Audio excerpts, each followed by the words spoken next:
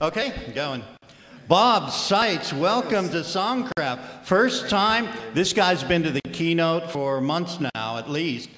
A couple months, yeah? Yeah. A year, okay, a year. And I've always tried to get him down to Songcraft. One of the most unique, I'm going to say not just songwriting, but your style of, I don't even want to say playing a guitar, because you're working that guitar, you know? Where'd you get your style from, or how did it develop? When did everything is God-given. Number one, that's okay. Everything comes from God. It's just how it is. He's given me this talent, showed me what to do with it. Trust me, it still needs a lot of work yet. But okay. It's still a work in progress, but I'll tell you, it's a work in progress, and it's dynamic. That's what I like about you, the dynamics that you get in that. Yeah. At what age did you start playing then? I think it was 14. Okay. That's about. I'm like 100 now. So that seems like times. That's about the age that a lot of start. Yeah. The songs themselves, you attribute to the Spirit of God coming through you. Nonetheless, is there a train of thought that sometimes leads to an idea for a song, or is it arrive in one big package? To be honest with you, Dennis, I use what I call the mumble method.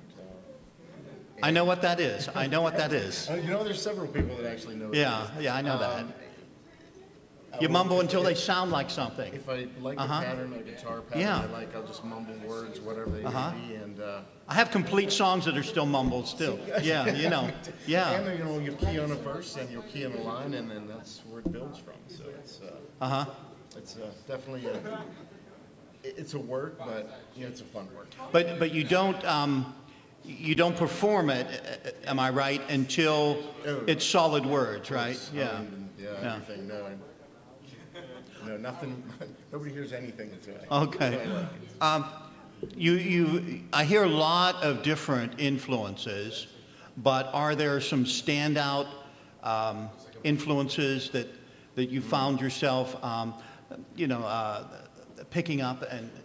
I have to give Phil Keaggy the credit on that one. Phil Keaggy's probably the finest guitar player on this planet. Okay.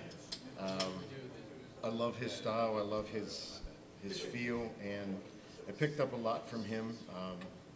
I'll never touch him as a player, but he's, to me. Well, I don't know. You're pretty good, you know. Yeah. He's great. But you've got. I've seen you on certain nights that I would take.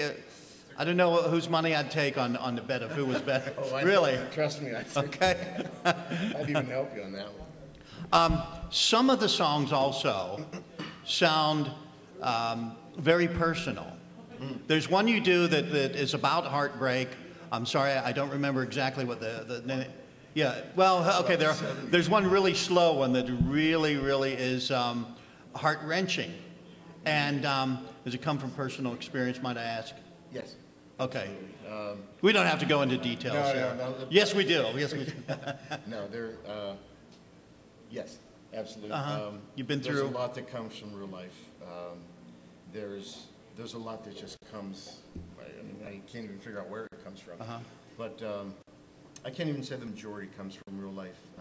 A lot of the sad ones, the song ones, I had a period of I don't know how many years that's all I played was Denver songs, and it got to the point where people didn't want to listen anymore. Well, and did you? That's okay. Was your experiences at the time bad and negative, and you found it coming to your music? And how long did that process? I find that I go through certain situations and I start reflecting it months afterwards. You know, I don't. It doesn't really. Absolutely. You know what I mean? Yeah, it's nothing that you can go through a situation, sit down, write a song, and then. It's almost like it has to pass first before you can reflect it. Yeah. When it's still in the process, it's like too much. You know. I mean, you being a songwriter yourself, you know that it's number one. It's a process, but you have to have that feel for it. You know. Yeah. It's something you just can't pitch out there and just take some words and throw them up in the air. There's another aspect that fascinates me about you, Bob, because unlike a lot of the amateur musicians who come in, singer-songwriters, to the Keynote, you've gone that extra step and gone to BMI and registered your songs. Oh, that's which years is, ago we did that. Oh, okay. That started with a friend of mine. We put out a CD called, well, Forest Road was the name of the CD. Forest Road.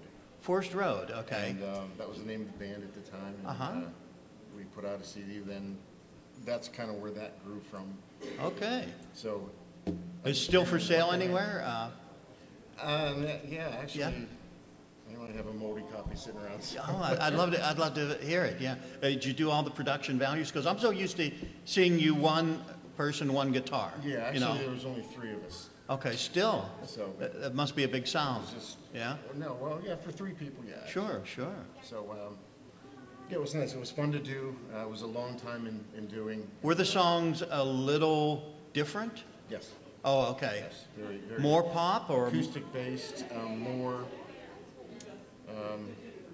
kind of like a different genre. It's such a mix because we have country, we have jazz, we have blues, we have folk. So it's a big throw together conglomeration. I think of the name Forest Road, and I'm thinking the Quiet Storm kind of. Was it in that era? That kind of. But I don't see you as the Quiet Storm. No, those songs were probably. You are the storm. He's the storm. Oh, okay. Well, okay. Raindrop.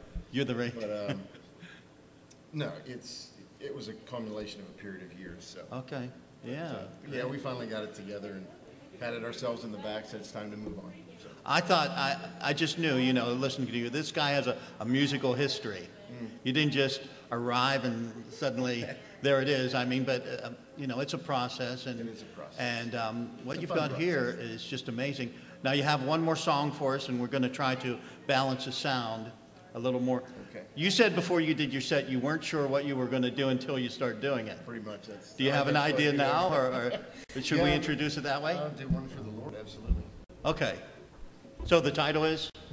No, that's a good question. Oh, okay. We won't, no pressure. That's called According to John. I didn't really turn that down yet.